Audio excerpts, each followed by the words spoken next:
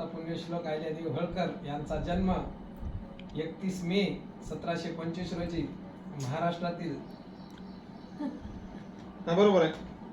महाराष्ट्रातील अहमदनगर जिल्ह्यातील चोंडी या गावी झाला. तर त्यांच्या वडिलांचे नाव होते मालकोजी शिंदे. हे पण राजघराण्यातील होते. त्यावेळेस 1725 च्या काळात मराठा राजशाही होती. तर मध्य प्रदेशातील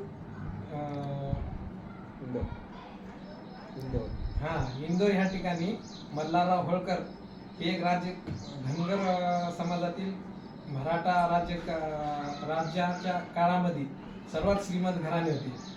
तर ते स्वारी करत करत महाराष्ट्रात आले.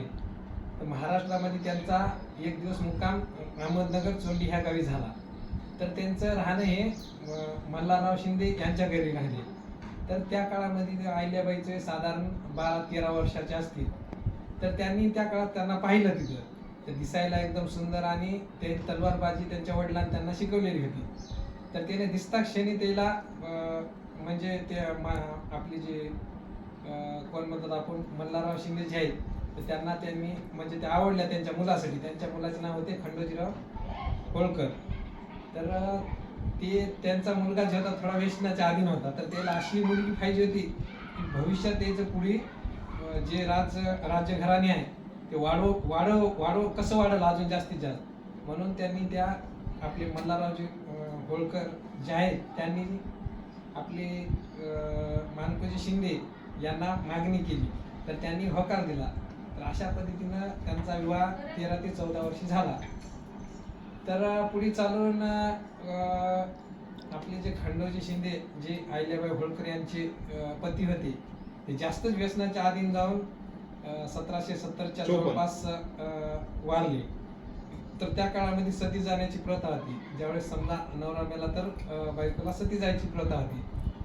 तर पहिली अशी स्त्री झाली की स्वतः मल्हारराव होळकर हे राज्य होते. तर हिने नियम बदलला की जरी हे मेल त्याला दुसरा वारस नसल्यामुळे त्यांनी त्याला सती जाण्यापासून रोखले. आणि पहिली जी महिला राणी समजा म्हणून पहिलं कसं पुरुषच सगळे राज्य करायचे.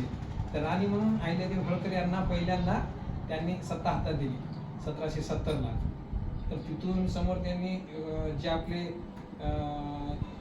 औंढा नागनाथ असेल हिंगोलीमधलं, इकडं रामेश्वर असेल ह्याच्यातलं आपली दक्षिण भारतातले, दुसऱ्या अजून जे 4 धाम आहेत, तर पूर्ण ह्या मंदिराचा जीर्णोद्धार हे अहिल्याबाई होळकर यांनी ह्यांच्या स्वतःच्या तिजोरीतल्या संपत्तीतून केला. जे की मोहम्मद गजनी ह्या एक शासक होता अफगाणिस्तानचा, त्यांनी जे देऊळ पाडले होते ते पूर्ण यांच्या राज्याच्या संपत्तीतून यांनी डबल त्याचं पुनर्निर्माण केलं. तर असंच चालत चालले भरपूर वर्ष हे केलं. आणि त्यांची एका आजारामध्ये 31 ऑगस्ट 1795 रोजी 13 ऑगस्ट 1795 रोजी त्यांचा मृत्यू झाला. तर थोडक्यात सांगण्याचा प्रयत्न केला. अशा महान पुण्यश्लोक राजमाता अहिल्यादेवी होळकर यांना परत एकदा विनम्र अभिवादन. जय महाराष्ट्र.